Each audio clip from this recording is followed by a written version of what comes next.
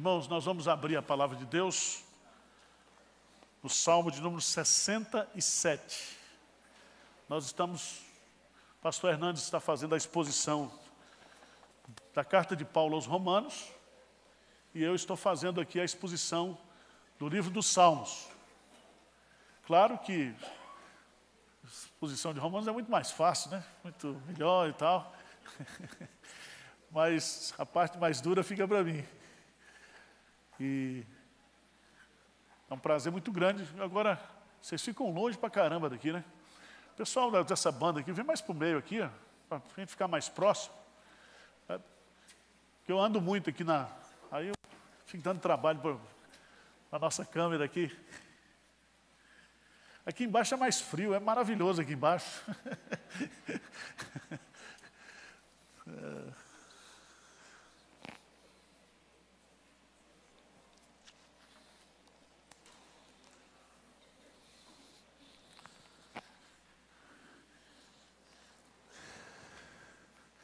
Salmo de número 67. Esse é um salmo que eu intitulei aqui, Canção da Igreja Missionária.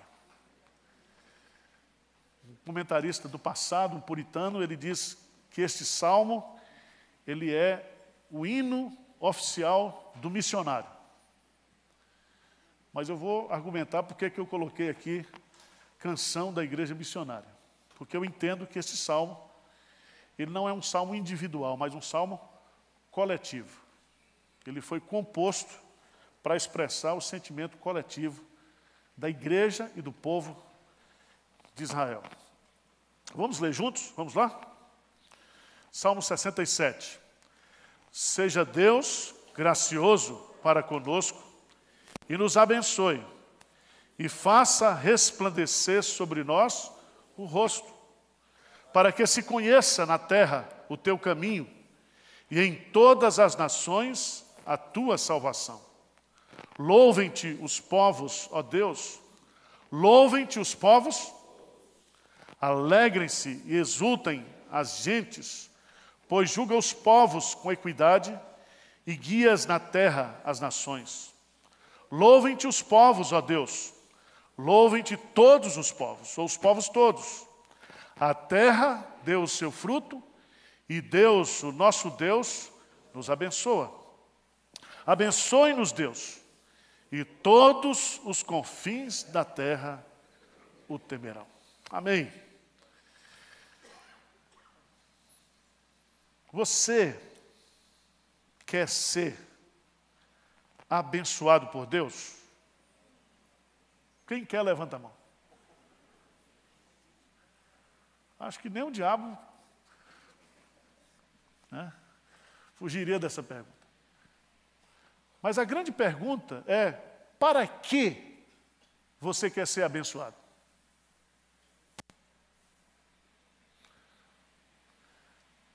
Hein? Veja bem, você diz que quer ser. Né? Você diz que quer ser. Agora, qual é o seu propósito em ser uma pessoa abençoada por Deus?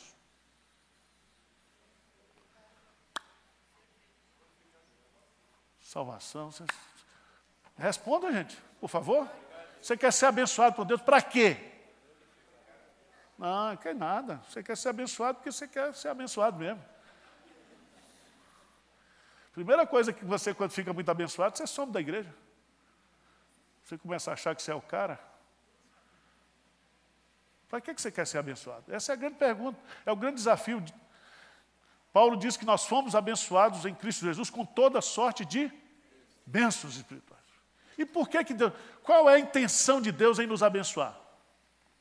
O que você acha? Hein? Para abençoar os outros. Gostei da mantinha aí também. Vamos dar ideia. Não? É o frio. Vamos fazer como os ônibus da Penha. Tem aquele manto aqui de baixo para botar no sujeito cobrir, né? Esse salmo vai nos ensinar uma lição muito simples. Por isso que ele é chamado a canção da igreja missionária.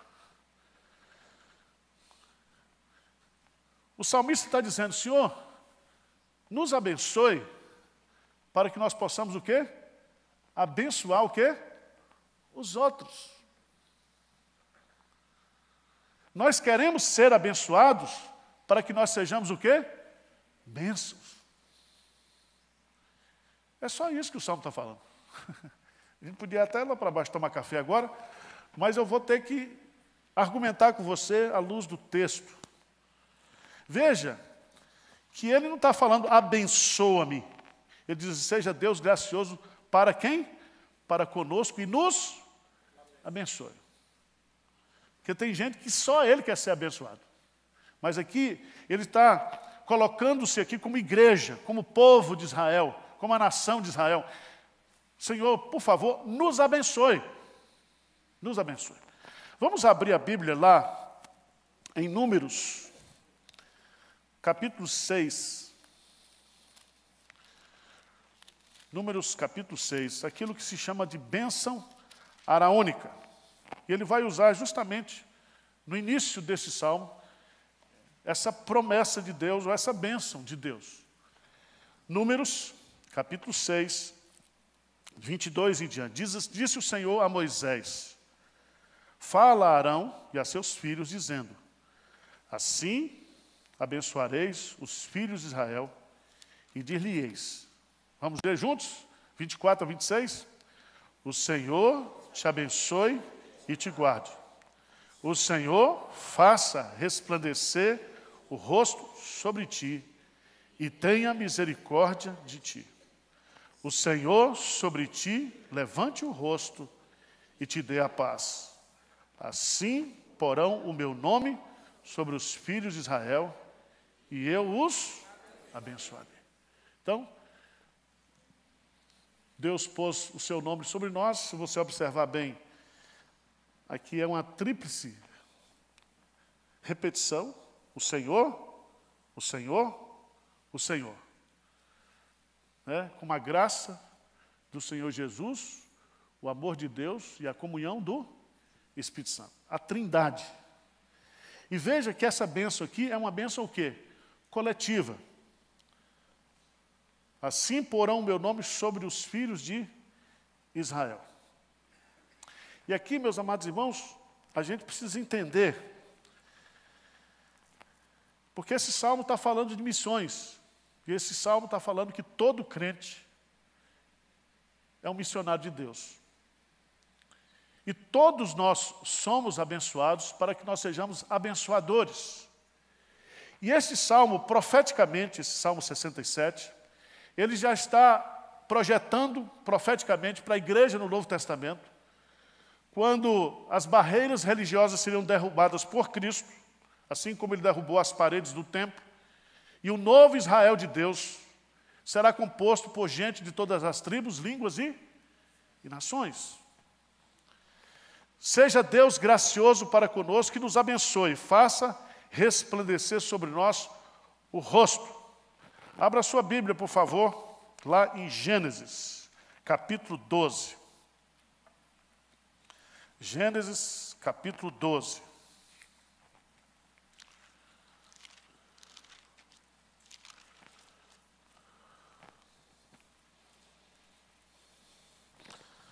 Versos de 1 a 3. Vamos ler juntos? Gênesis 12, de 1 a 3. Ora, disse o Senhor a Abraão, sai da tua terra, da tua parentela e da casa de teu pai, e vai para a terra que te mostrarei. De ti farei uma grande nação, e te abençoarei, e te engrandecerei o nome. Se tu, abençoarei os que te abençoarem, e amaldiçoarei os que te amaldiçoarem. Em ti serão benditas todas as famílias da terra. Aqui nós temos, irmãos, a aliança de Deus com Abraão, que significaria uma aliança, uma expressão da aliança da graça de Deus. Eu vou te dar um nome, eu vou te dar uma terra, eu vou te dar uma descendência. Eu vou abençoar vocês, para que vocês possam abençoar outros. E aqui ele vai dizendo, em ti serão benditas Quantas? Todas as famílias da terra. E quando ele usa as famílias aqui, ele não está falando de marido, mulher, ele está falando de todas as tribos, povos e nações. Por isso que Jesus Cristo diz claramente lá, né? Ide, portanto, fazei discípulos de todas as nações. Veja, irmãos, que esse texto aqui está mostrando que no Antigo Testamento, o ministério de Israel, como nação, era ser a nação de Deus, o povo separado de Deus, o povo escolhido de Deus, para que outras nações fossem o quê? Abençoadas. E como é que as nações elas são abençoadas? Através do testemunho da igreja, através da evangelização.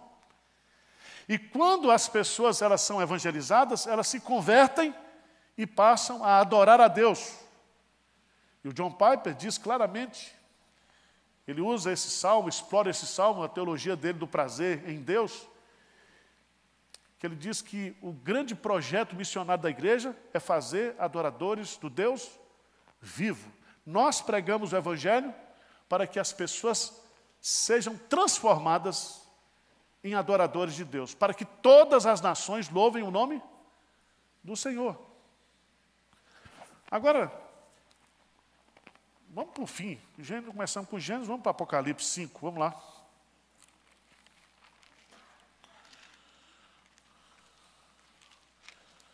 Apocalipse capítulo 5.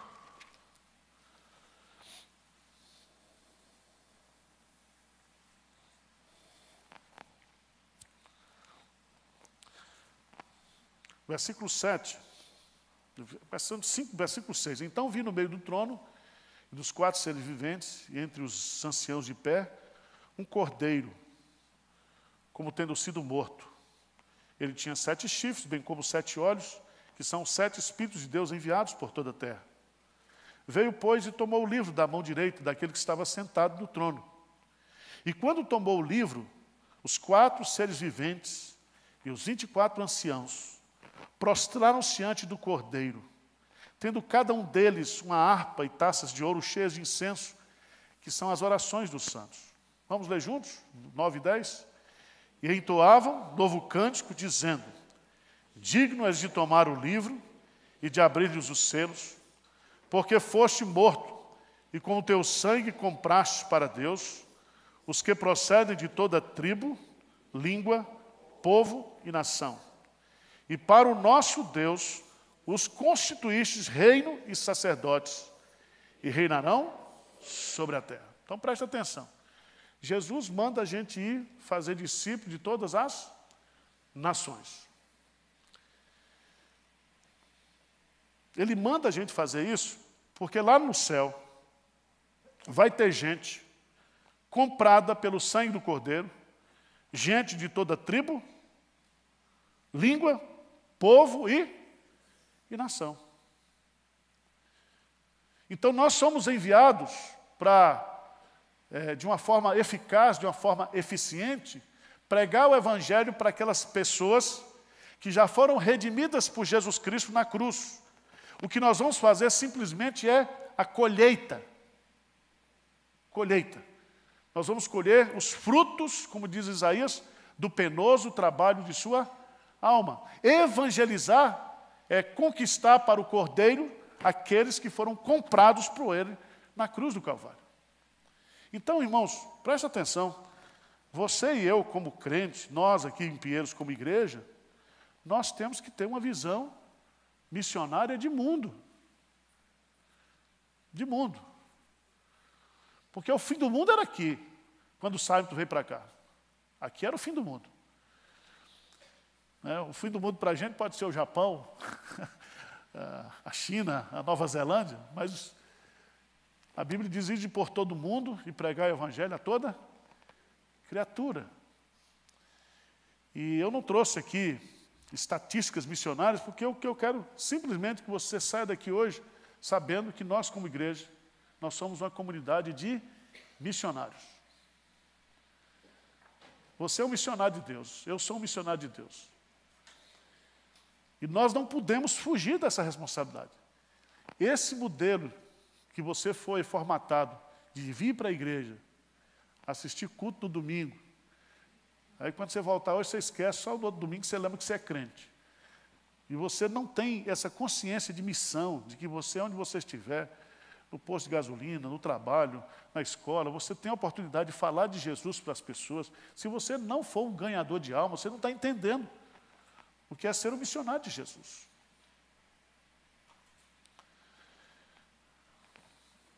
Vamos abrir um texto aqui, irmãos. Vou fugir um pouquinho aqui, mas eu gosto demais desse texto. João capítulo 4.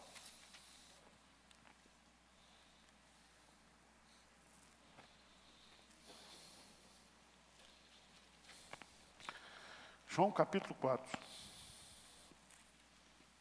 A conversa de Jesus com aquela mulher.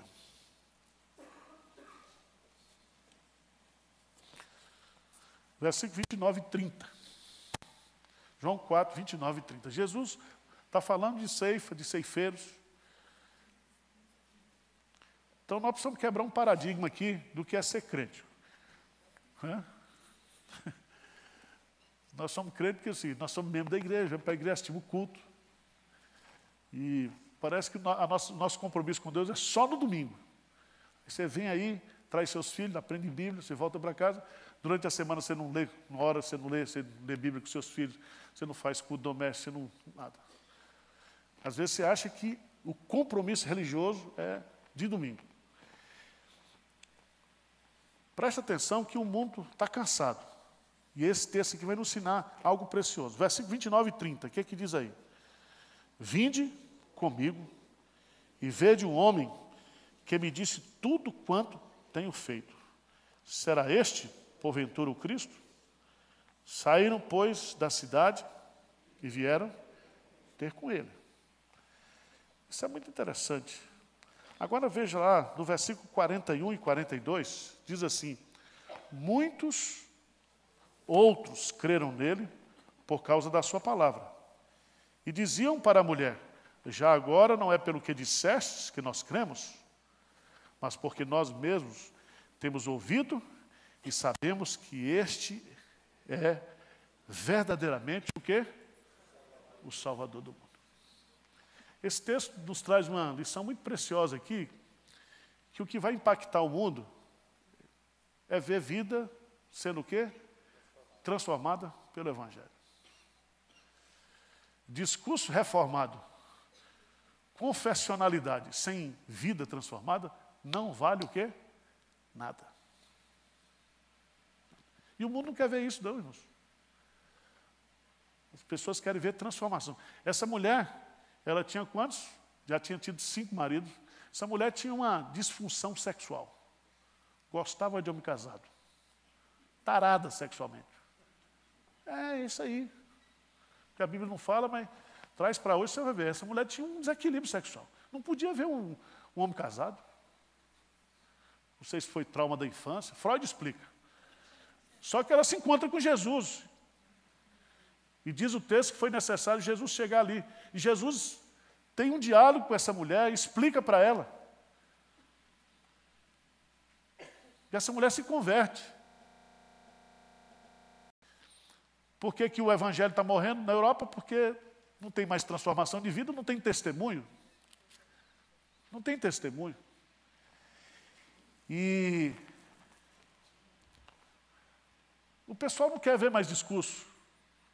Há muitos discursos religiosos, há muitos discursos, né, emblemáticos. Uma das coisas que me impressionou, aqui, houve um culto um dia aqui, promovido por esse movimento, esse ministério nosso aqui, chamado Resgate, que trabalha lá na Cracolândia.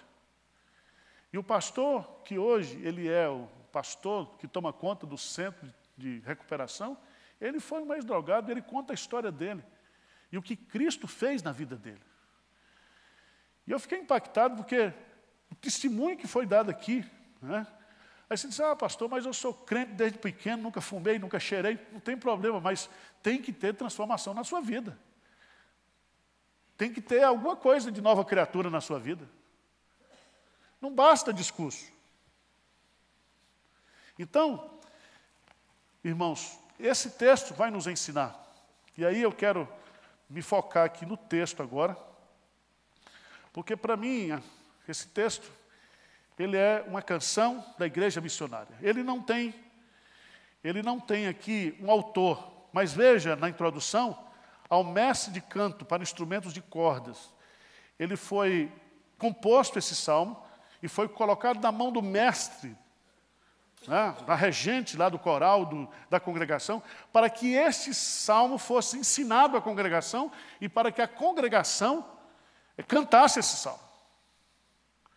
E ele começa dizendo: seja Deus gracioso para conosco e nos abençoe e faça resplandecer sobre nós o rosto. Benção anaônica. Versículo 2. Qual é a finalidade disso? Para que ele quer que Deus nos abençoe? O que diz o versículo 2? Para que se conheça o teu caminho e em todas as nações a tua salvação. Então presta atenção, que aqui nós temos a finalidade. Para que eu quero que Deus me abençoe? Para eu fazer um depósito de bênção lá em casa? Para eu mostrar para as pessoas, né, o meu acervo de bênçãos espirituais? Não, ele vai dizer aqui, primeiro, para que se conheça na terra o teu caminho. E quem é o caminho, irmãos? Quem é o caminho? É Jesus. Eu sou o caminho, a verdade e a vida, e ninguém vem ao Pai senão por mim. Jesus é a porta. Se alguém entrar por Ele, entrará e sairá e encontrará o quê? Pastagem, satisfação, liberdade, salvação em Cristo. O caminho aqui pode ser também o caminho no sentido dos propósitos de Deus, da vontade de Deus. E aí você vai para o Evangelho de João e você vai descobrir que a vontade de Deus é que nós conheçamos a Cristo. Vida eterna é conhecer a Cristo e a Deus que o enviou. Aí você vai descobrir que o grande propósito é, nós queremos ser abençoados para que nós possamos abençoar as outras nações com o evangelho da salvação. A maior bênção que uma nação pode receber, a maior bênção que uma pessoa pode receber é conhecer o caminho de Deus, é andar no caminho de Deus.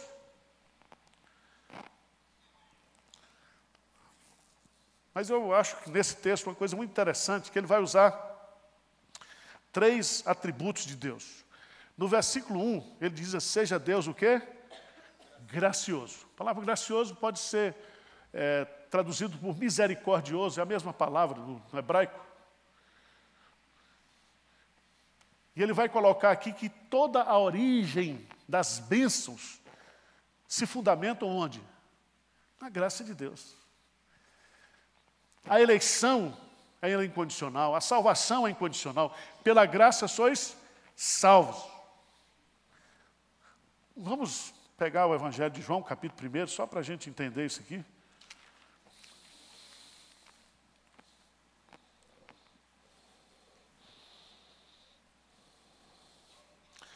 João 1,16.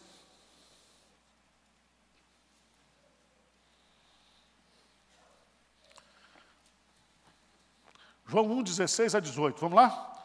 Porque todos nós temos recebido da sua plenitude e graça sobre graça. Porque a lei foi dada por intermédio de Moisés, a graça e a verdade vieram por meio. Ninguém jamais viu a Deus, o Deus unigênito, que está no seio do Pai, é quem o revelou. Veja que João está explicando para nós aqui que a graça, a plenitude da graça, a graça superabundante nos veio através de Jesus Cristo. E como é que a gente tem acesso? Conhecendo a Jesus. E quem é que revela esse Deus de toda a graça, da graça superabundante? É Jesus.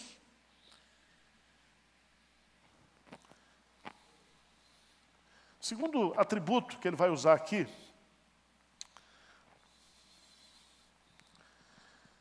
é no versículo 4, veja lá. Alegrem-se e exultem as gentes, pois julgas os povos com equidade. texto está nos ensinando um segundo atributo. Deus é gracioso, mas Deus também é justo. Ele é o juiz de toda a terra. Ele reina sobre todas as nações e Ele vai julgar todas as gentes com equidade. Equidade. Irmãos, uma das grandes necessidades do mundo, né? A gente sempre ouve isso, essa necessidade de justiça. Jesus Cristo diz, bem-aventurado aqueles que têm fome e sede de justiça, porque nós vivemos num mundo injusto. Nós vemos um mundo onde a justiça ela é destruída, ela é roubada, ela é distorcida. Principalmente na relação e no governo das pessoas. E a grande bênção desse texto é que o Evangelho vem trazer a justiça de Deus em Cristo Jesus para nos salvar. Vai nos trazer a justificação pela fé, mas vai nos transformar também de tal maneira em pessoas que irão promover a justiça de Deus. E um dos atributos do Messias é que Ele é o Deus de toda justiça. Mas no versículo 4, alegre-se e exultem as gentes, pois julgas os povos com equidade e guias na terra o que? As nações. Graça, justiça e poder soberano. O nosso Deus, Ele é onipotente. E a sua onipotência, ela é exercida de forma plena, de forma soberana. No céu está o nosso Deus e tudo faz como lhe agrada. E aqui nesse texto, irmãos, está bastante claro que Ele guia todas as nações. Não são algumas nações. Todos os povos, todas as gentes estão sob o controle, sob a orientação e sob a direção de Deus. Às vezes isso, do ponto de vista prático, do ponto de vista circunstancial, do ponto de vista histórico, você não compreende muito, você não entende muito, mas um dia nós iremos compreender isso de forma plena. Mas eu creio que o que está aqui é verdade. E aqui, o propósito de Deus é nos usar para que nós possamos abençoar. E essa bênção, ela tem 4 pontos. Né? Primeiro, para que se conheça na terra o teu caminho. Versículo 3. Louvem-te os povos, ó Deus, louvem-te os povos o quê? Todos. Presta atenção. Deus quer nos usar para que o nome de Jesus seja conhecido, esse Jesus gracioso, esse Jesus justo, esse Jesus poderoso, mas Ele quer nos usar para que as pessoas sejam transformadas em verdadeiros o quê? Adoradores. É isso que Jesus Cristo disse para aquela mulher: minha filha, chegou a hora em que os verdadeiros adoradores adorarão ao Pai em espírito e em verdade. E aqui entra o nosso grande desafio missionário de nós pregarmos o Evangelho e levarmos o Evangelho mais longe que a gente puder. Essa semana eu estava no congresso aqui dos povos e línguas e eu conheci uma irmã nossa. Ela é libanesa, mas reside na Inglaterra. E alguns países muçulmanos não se conseguem entrar com missionários mais hoje. Você pega a Arábia, não pode. Então, o que essa mulher, ela criou uma fundação, desenvolveu uns canais de televisão, e ela já comprou 2 ou 3 satélites, e ela coloca o satélite na órbita daquele país, e, pela graça de Deus, os lares são invadidos com os sinais desse satélite. E aí ela transmite os programas infantis, falando sobre Jesus, pregando sobre Jesus. Ela é hoje uma das pessoas mais odiadas, né? Mas se o pessoal pudesse, matava essa mulher. Mas ela está lá fazendo esse trabalho. E ela tem uma proteção especial de Deus para continuar fazendo esse trabalho. E ela estava dando um testemunho aqui. Porque se o Senhor reina sobre as nações, certo? Se o Senhor é o Rei de todas as nações, se o Senhor quer nos abençoar para que todas as nações da terra louvem ao Senhor, Ele vai nos dar estratégia. Não vai ser um militar, ou como está acontecendo lá agora em Angola, mandando fechar todos os templos evangélicos. Esse tipo de reação, ao invés de prejudicar o crescimento da igreja, isso motiva o crescimento da igreja. Porque Deus vai levantar os mártires, Deus vai levantar aqueles missionários que irão dar a própria vida. E já dizia Tertuliano que o sangue dos mártires, ele é a semente da igreja. E essa história nós já ouvimos e vimos. Então, abençoa-nos, Deus. Verso 1. Versos de 2 a 7. Abençoa-nos, Deus, mas usa-nos. Abençoa-nos para que o Senhor nos use. Nos use para que se conheça na terra o teu caminho e em todas as nações a tua salvação. Usa-nos, ó Deus, para que todos os povos louvem-te. Todos os povos, todas as línguas, todas as nações. Terceiro lugar, no versículo 4. Usa-nos, ó Deus, para que o teu nome seja o quê? Apreciado. E o verso 4 vai dizer: alegrem-se e exultem as gentes. Por quê? As pessoas vão se alegrar e se exultar. Porque o Deus delas é o juiz de toda a terra, que julga com justiça e também guia na terra as nações. Então Deus, ele é apreciado aqui como aquele que guia, que dirige, que tem o controle, as rédeas da história. Deus, ele é conhecido aqui como o justo juiz. O justo juiz. Vamos pegar o texto de Gênesis, capítulo 18, só para a gente entender.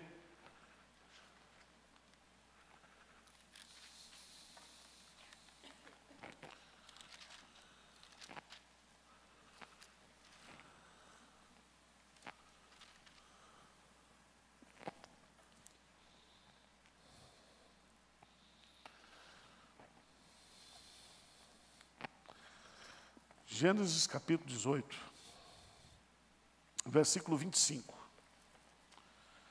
O que diz aí?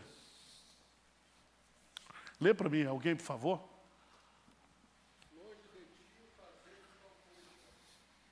Matar o justo como se o justo fosse igual ao ímpio. Longe de ti. Não fará justiça o juiz de toda a terra? Ele é o juiz de toda a terra.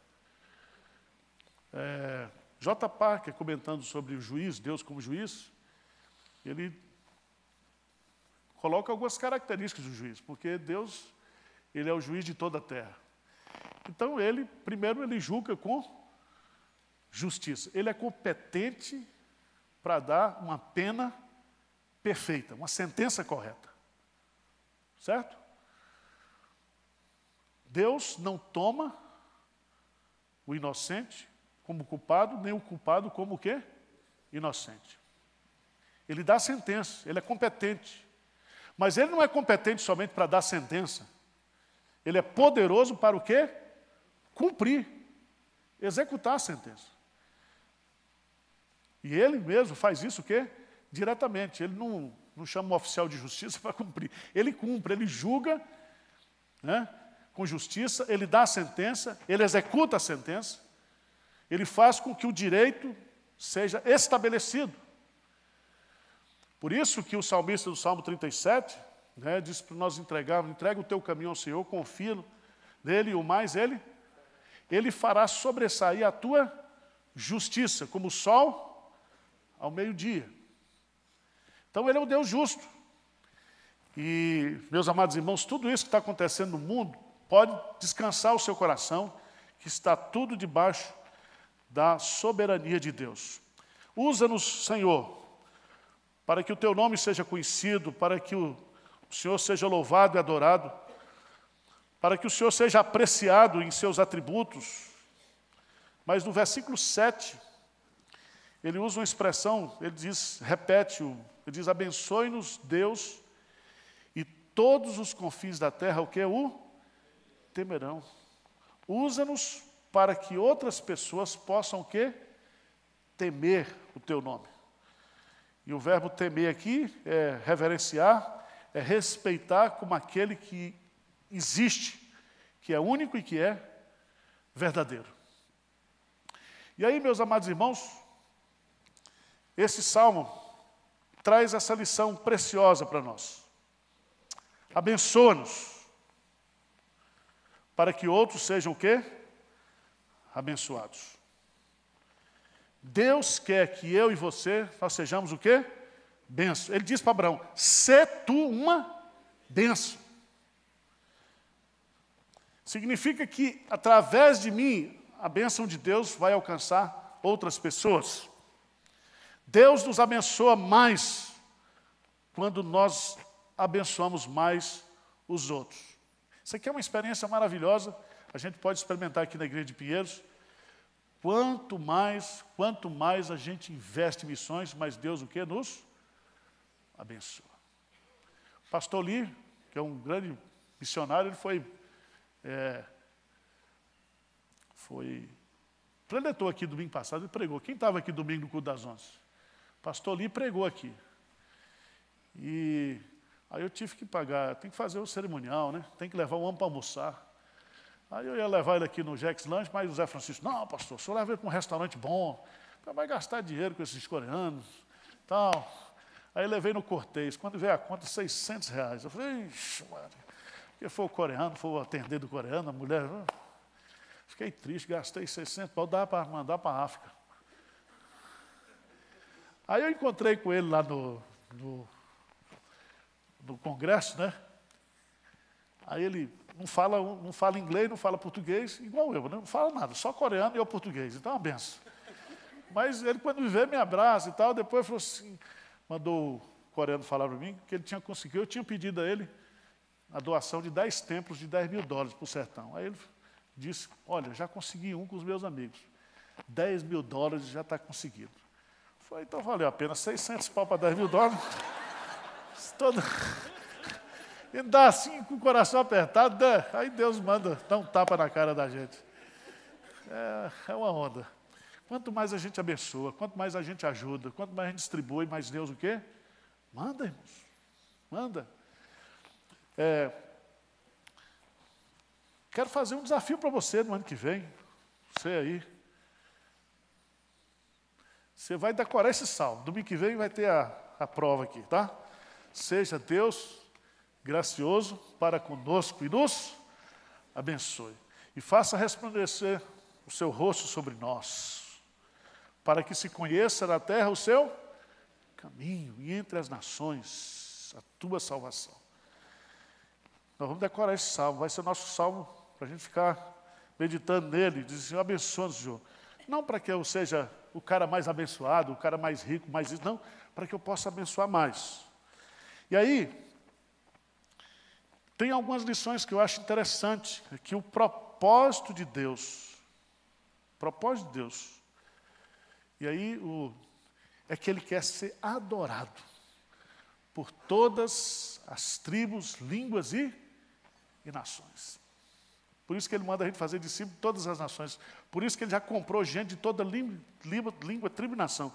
Por isso que um dos sinais da sua vinda é que o Evangelho do Reino será pregado a todas as nações. E se nós trabalharmos com afinco, irmãos, nós podemos apressar a volta de Jesus. Porque com tecnologia agora, a gente pode entrar em tudo quanto é lugar.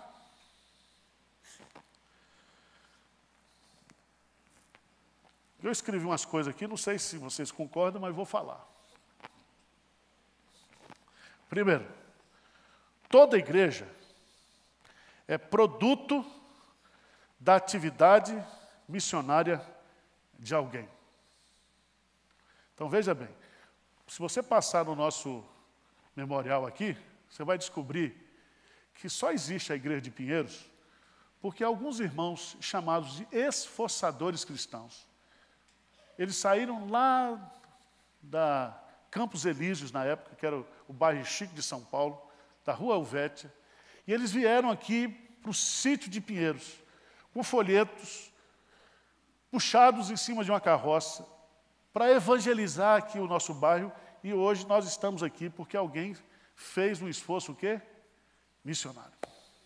Essa semana morreu o seu Vitor, está com o Senhor Jesus, e seu Vitor também foi usado por Deus. Só existe a igreja hoje do bairro de Santa Teresa, porque seu Vitor, uma vez, fez um voto para Deus. Eu estava chegando aqui na igreja, e ele disse: pastor Arival, queria conversar com o senhor, porque eu fiz um voto a Deus, e eu queria que o senhor me ajudasse a cumprir. Falei: meu irmão, eu já tenho tanto voto, só ainda mais voto. Mas vamos lá, o que é? Ele disse: não, eu estou com as prestações do meu terreno, da minha casa atrasados, eu queria que Deus me ajudasse, e eu fiz uma promessa, porque tem uma favela em frente à minha casa, onde eu moro. E aí, eu gostaria de abrir uma congregação lá, para evangelizar aquelas crianças. Eu falei: eu estou com o senhor até o pescoço, vamos lá. Mas aí, precisa levar para o conselho, né? Para começar a congregação, e eu fui lá, todo alegre, disse: meus irmãos, o seu Vitor vai abrir, teve um sonho, fez um voto, e nós vamos começar essa congregação e tal. Aí, naquela época, né? Hoje são os presbíteros mais crentes. Um presbítero disse assim: pastor, qual é o custo-benefício dessa congregação? Eu falei: meu irmão, não sei não. Soma aí, divide uma alma, quanto é que custa, multiplica, bota a tabela price, eu sei lá. Qual é o custo-benefício? Vou plantar o evangelho, o custo-benefício. Aí outro irmão disse: pastor, olha, não quero ser do contra não, mas negócio de favela, isso não é para nós não. O presbiteriano só trabalha com classe média alta, é outro nível. Aí eu falei: misericórdia, Senhor. Foi: meus irmãos, põe na ata aí, por favor. Aqui. Põe na ata, nós estamos salvos. Põe na ata. Autoriza a gente começar a congregação lá em 60 dias. Se não der nada, a gente fecha. Mas vamos ajudar o homem a cumprir o voto. E aí fomos, irmãos, 2 meses depois, nós estávamos com 70 crianças matriculadas na escola dominical. E o seu Vitor tinha um pontozinho assim na frente, a gente começou a usar. Depois foi. Hoje tem uma igreja lá. Tem uma igreja. Tem uma menina aqui, que veio de lá, fruto desse trabalho. Hoje ela é diretora do Mackenzie, lá no Negodinho. Está chique pra caramba. Eu vi tudo assim, lá. Tomando, ia por causa do café. Muito não tinha o que comer em casa. Você não sabe o que é isso, meu irmão. Mas o evangelho foi entrando ali. Muitos estudaram no Mackenzie. Hoje, alguns estão tocando a igreja lá, são formados, casados, estruturados. Porque o evangelho, onde vem, conhecereis a verdade vos libertará. É a libertação pura. Então, o que é bonito da gente fazer a obra é você entender que toda igreja é produto de atividade missionária de alguém. Toda igreja, eu botei aqui, é um monumento do impulso missionário. É o seguinte: quando chega lá no céu, que Deus está andando no meio das igrejas, não sei quantas, é uma igreja só, mas distribuída em várias. Todas as vezes que você vê uma igreja, ali um templo, um grupo de irmãos, aquilo é um monumento. Eu tive a semana passada lá no interior de Sergipe, rodando o sertão, e fui numa cidade lá, Capela do Alto, Capela do Monte.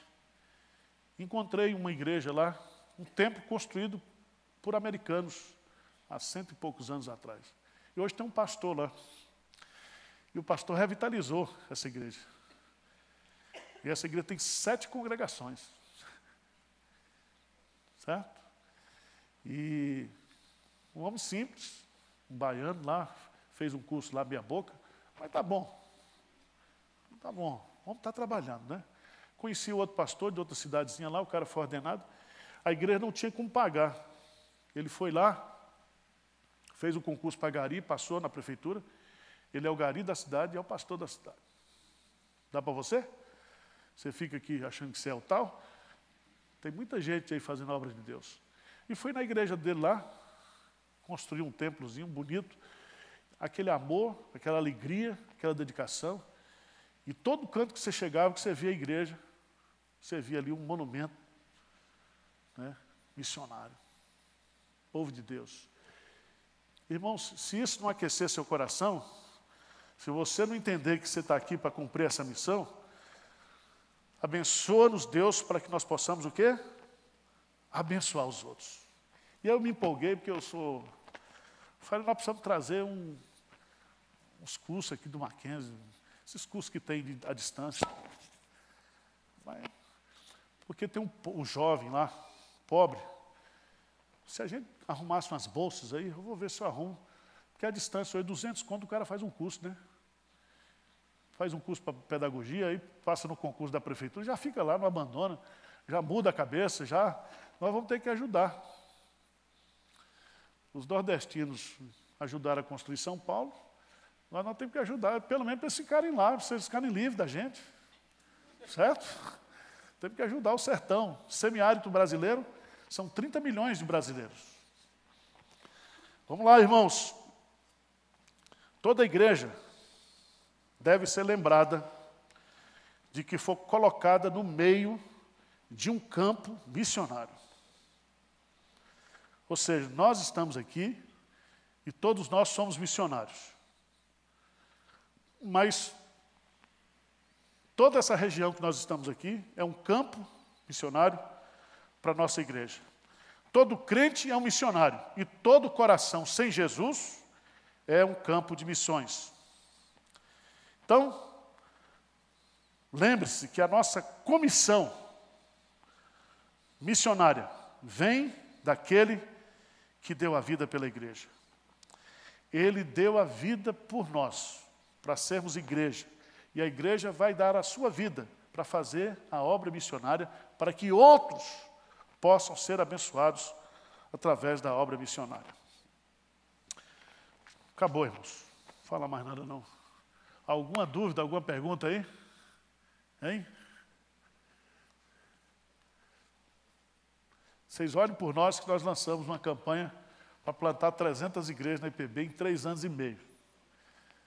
E nós já temos muita gente sendo cutucada, muita gente também falando, dizendo que vão me internar e tal, que eu não estou bem, que eu sou irresponsável, que eu sou político, já me chamaram de tudo. Mas vamos para frente, vamos para cima.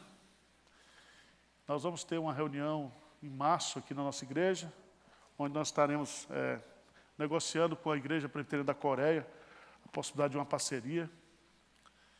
Eles têm lá 10 mil igrejas presbiterianas locais. Se 300 quiser ajudar a gente aqui, né? E o nosso povo também.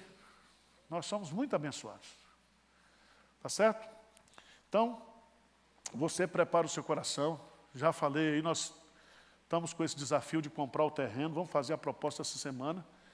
Se o homem aceitar lá, e a gente comprar o terreno aqui, 10 mil metros, aí nós vamos construir aí o galpão da glória de Deus. Vai ser um negócio com umas 2, 3 mil pessoas sentadas, se Deus quiser. Tá bom? Vamos ficar de pé? Vamos orar? Eu não sei se você sabe, mas a nossa igreja tem uma junta missionária. Uma junta missionária. E nós estamos com um projeto 50-10. Começou em 2012, para nós plantarmos 50 igrejas em 10 anos no estado de São Paulo. Ontem mesmo, eu não pude ir, mas foi inaugurada mais uma. Nós já chegamos aí a 20 e poucas, nós já plantamos de 2012 para cá, em parceria. A cidade é Santa Cruz das Palmeiras, ali perto de Casa Branca. E nós estamos aí com vários projetos em andamento, várias cidades, inclusive Aparecida. Nós conseguimos trazer um missionário agora, que parece que é um homem segundo o coração de Deus, para o trabalho em Aparecida. Aparecida é o lugar onde tem ali um trono, uma potestade, que está enganando o Brasil. Então o evangelho tem que chegar ali. Certo? Se você é católico, não fique zangado não com a gente. Nós vamos lá pregar o evangelho. Porque nós cremos no Deus único, vivo e verdadeiro. Que tem olhos e vê, tem boca que fala. É um Deus que se relaciona. Senhor Deus, olha para nós aqui, Pai. Olha com graça, olha com misericórdia. Abençoa a nossa vida. Abençoa a nossa igreja, abençoa a nossa família, Senhor. mas abençoa-nos para que nós possamos abençoar outros, para que nós sejamos veículos do Evangelho, da graça de Jesus. Tira de nós, ó Deus, toda soberba, toda vaidade, todo orgulho. Se alguém quiser se gloriar aqui, que glorie-se no Senhor, em conhecer o Senhor, em ser um adorador do Senhor. Pai, esvazia-nos de toda soberba humana, carnal, porque isso não leva a nada, Senhor. Mas que o Senhor possa ser glorificado através do esforço, da dedicação, da vida de cada irmão aqui, Senhor. Que cada um aqui tenha consciência diante do Senhor, de que é um missionário do Senhor, onde estiver. E que o Senhor nos envie para onde o Senhor quiser também. E que o Senhor nos use, que nós possamos morrer fazendo a Tua vontade. Em nome de Jesus. Amém.